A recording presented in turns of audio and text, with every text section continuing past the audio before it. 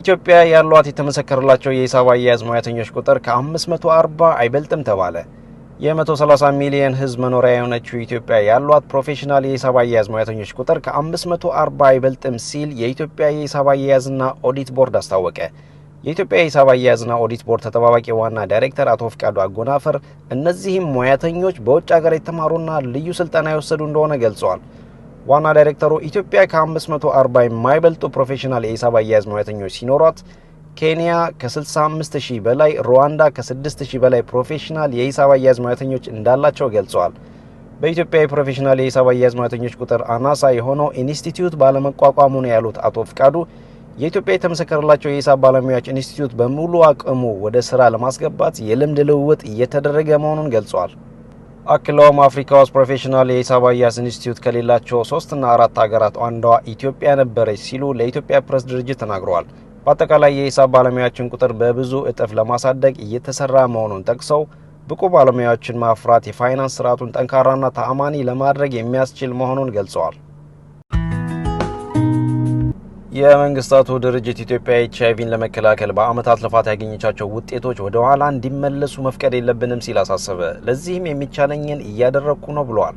በአመታት ልፋት በኢትዮጵያ ኤችአይቪ ኤድስን ለመከላከል የተደረጉ ጥናቶች ከፍተኛ ውጤት አስመዝግበው እንደነበር በመግለጽ በድንገት ድጋፍና እርዳታ መቋረጡ ተጽዕኖ አስጊ ነው ሲሉ የመንግስታቱ ድርጅት የኤድስ ድጋፍ ወይም ዩኤን ኤድስ የኢትዮጵያ ዋና ዳይሬክተር ቲና ቡንቶ አስታወቁ። ወትሮም ደካማ በሆነው የሀገሪቱ የጤና ሲስተም ላይ ተጨማሪ ጫና የሚፈጠር ነው ሲሉ አሳስበዋል። አብዛኞቹ በኢትዮጵያ የሚገኙ የኤችአይቪ ኤድስ ህሙማን መድኃኒት የሚወስዱት ከዓለም አቀፍ ረድኤት ድርጅቶች በተገኘ ድጋፍ መሆኑን አስታውቋል። የአሜሪካ ተራድኦ ድርጅት በኢትዮጵያ የኤችአይቪ ህሙማን የሚሰጠውን ድጋፍ መቋረጡን ተከትሎ የሚፈጠረው ክፍተት በመንግስትና በማህበረሰቡ እንዲሸፈን ለማድረግ የሚያስችል ጥናት ማካሄዱን ዋና ዳይሬክተሩ አመላክተዋል። የመቀለ ከተማ ፍርድ ቤቶች ስራቸውን እንደሚጀምሩ ስምምነት ላይ መደረሱን ጊዜያዊ አስተዳደሩ አስታውቀዋል። ፍርድ ቤቶቹም ከነገ ግንቦት 21 ቀን ጀምሮ ስራ እንደሚጀምሩ ገልጸዋል።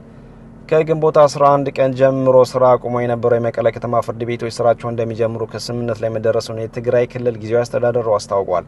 የፍትህ ተቋማት እያጋጠማቸው ያለውን የዋስትና ችግሮች በዘላቂነት ለመፍታት ጊዜያዊ አስተዳደሩ እንደሚሰራ ገልጿል። የመቀለ ከተማ ፍርድ ቤቶች ትላንት ግንቦት 19 ይፋ ባደረጉት መልእክት የደህንነታችን ስጋት ከሚመለከተው አካል ጋር በመግባባት በተወሰነ ደረጃ መፍትሄ ስለተቀመጠለት ከግንቦት 21 ቀን ጀምሮ መደበኛ አገልግሎት መስጠት ይጀምራል ብለዋል። የክልሉ ጊዜያዊ አስተዳደር ፕሬዝዳንት ታደሰ ወረደ በክልሉ የፍትህ ተቋማትና በዳኝነት ስርዓቱ ላይ ያጋጠመ ያለውን ችግር አስተዳደሩ በሚገባ እንደሚገነዘበው መግለጻቸውም ጠቁሟል። የተፈጠረውን ችግር በዘላቂነት ለመፍታት የፍትህ ተቋማትንና የባለሙያዎችን ደህንነት አስተማማኝ ለማድረግ ተጠያቂነትን ለማረጋገጥ ከክልሉ ፍትህ ቢሮና ፍርድ ቤቶች ጋር ጊዜያዊ አስተዳደሩ በከፍተኛ ትኩረት ይሰራል ማለታቸውም ተመላክቷል። በኢትዮጵያ ዶላር በ10 ወራት ውስጥ የ128 በመቶ ገደማ በላይ ጭማሪ ያሳየ። ባለፈው ዓመት ሐምሌ ወር ላይ ገበያ መር የውጭ ምንዛሬ ማሻሻያ ከተደረገ በኋላ ዶላር የ128 በመቶ ገደማ ጭማሪ ሲያሳይ የኢትዮጵያ ንግድ ባንክ በአሜሪካ ዶላር ምንዛሬ ላይ በአንድ ሳምንት የ7 ብር ጭማሪ አድርጓል። በእስራኤል ከኢትዮጵያ የተመለሱ 2 ሰዎችን ጨምሮ 3 ግለሰቦች በኮሌራ በሽታ መያዛቸው ተገለጸ። የእስራኤል ጤና ሚኒስቴር 3 ሰዎች በኮሌራ በሽታ መያዛቸውን አስታውቀዋል። 2ቱ ኢትዮጵያ ተጉዞ የነበረ ሲሆን 3ኛው ንክኪ የነበረው ሰው መሆኑን ካን ዘግበዋል። በእስራኤል በኮሌራ የተያዘ ሰው ሲገኝ ከበርካታ ዓመታት በኋላ መሆኑ ተገልጿል።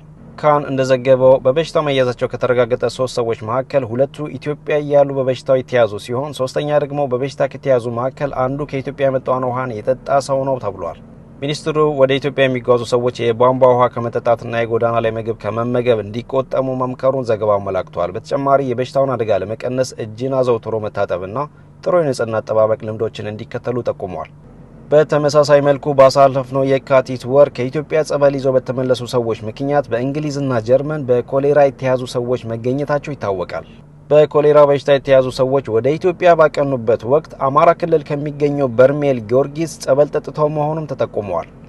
የዓለም ጤና ድርጅት ባወጣው አዲስ ሪፖርት ከጥር እስከ ሚያዝያ ድረስ በኢትዮጵያ በዋናነት በአማራና ጋምቤላ ክልሎች በ32 ወረዳዎችና በ5 የስደተኞች ካምፕስ የተከሰተ የኮሌራ በሽታ 4056 ሰዎች መያዛቸውንና ከነዚህም መካከል 42 ሰዎች ህይወት ማለፉን አስታውቋል። በተለይ በአማራ ክልል 89.9 በመቶ የሚሆነው የኮሌራ በሽታ የተከሰተው በ4 ወረዳዎች ነው ብሏል።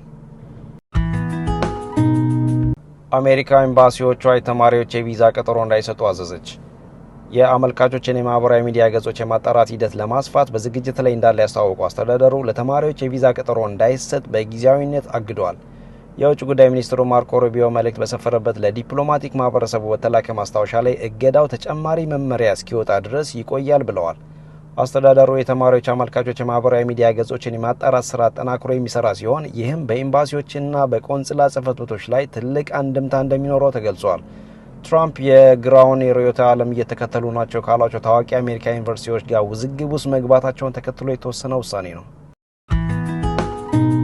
ዲዲ ከቀድሞ ፍቅረኛው ጋር ግንኙነት ያለውን ራፐር ለመግደል ማሴሩ በፍርድ ቤት ተሰማ።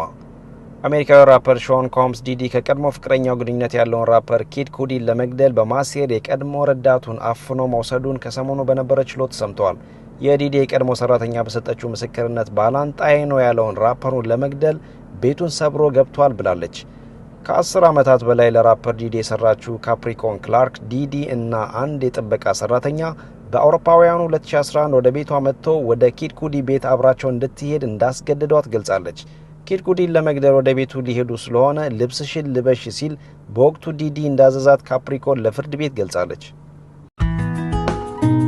የአሜሪካ ውጭ ጉዳይ ሚኒስትር ማርኮ ሩቢዮ በአነጋጋሪ ሁኔታ ለኢትዮጵያውያን የ34ኛ ዓመት የነጻነት በዓል የመልካም ምኞት መግለጫ አስተላለፉ። በአሜሪካ የውጭ ጉዳይ ሚኒስትር ይፋዊ ድረገጽ ላይ የወጣው የማርኮ ሩቢዮ መግለጫ የተላለፈው ማክሰኞ በግንቦት 20 ዋዜማ ነበር። በፕሬዝዳንት ዶናልድ ትራምፕ አስተዳደር ውስጥ የውጭ ጉዳይ ሚኒስትር የሆኑት ሩቢዮ ማክሰኞ ግንቦት 19 ያወጡት መግለጫ የኢትዮጵያ ብሔራዊ ቀን የሚል ስያሜን የያዘ ነው። የውጭ ጉዳይ ሚኒስትሩ በመግለጫቸው በዩናይትድ ስቴትስ ኦፍ አሜሪካ ስም ለ34ኛው የነጻነት ክብረ በዓል እንኳን አደረሳችሁ መልካም ምኞቴን አቀርባለሁ ብለዋል። አሜሪካና ኢትዮጵያን ክፍለ ዘመን የተሻገረ ዲፕሎማሲያዊ ግንኙነት እንዳላቸው ያስታወሰው መግለጫው ዋሽንግተንና አዲስ አበባ ባላቸው የጋራ ፍላጎቶች ዙሪያ ለመስራት አገራቸው ዝግጁ መሆኗንም ገልጸዋል። ለኢኮኖሚ እድገት፣ ንግድና ኢንቨስትመንትን ማስተዋወቅ እንዲሁም በንግግር ሰላምን ማሳደግ የሁለቱ ሀገራት የጋራ ጉዳዮች ተብሎ የተጠቀሱ አጀንዳዎች ናቸው።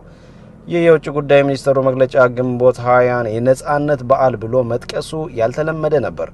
ቢቢሲ በጉዳዩ ላይ በአዲስ አበባ ከሚገኘው የአሜሪካ ኤምባሲ ማብራሪያ ለማግኘት ያደረገው ጥረት በቶሎ ምላሽ አላገኘም። በቀድሞ የአሜሪካ ፕሬዝዳንት ጆ ባይደን አስተዳደር የውጭ ጉዳይ ሚኒስትር የነበሩት አንቶኒዮ ብሊንከን ባለፈው ዓመት ለግንቦት በዓል ባስተላለፉት መልእክት ዕለቱን ለማመልከት የተጠቀሙት የኢትዮጵያ ብሔራዊ ቀን እና በዓል የሚሉትን አገላለጾች ተጠቅመው ነበር። የአሁኑ የውጭ ጉዳይ ሚኒስትር ሩቢዮ ኤርትራ ባለፈው ሳምንት ቅዳሜ ግንቦት 15 የነጻነት በዓሏን ባከበረችበት ዕለትም በተመሳሳይ የመልካም ምኞት መግለጫ አውጥተው ነበር።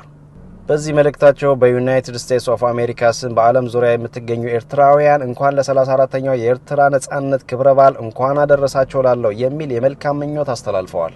በኢህአዴግ ዘመነ መንግስት በድምቀት ይከበር የነበረው ግንቦት 20 ይጠቀስ የነበረው የደርግ መንግስት የተገረሰሰበት የድል በዓል ቀን በሚል ነበር።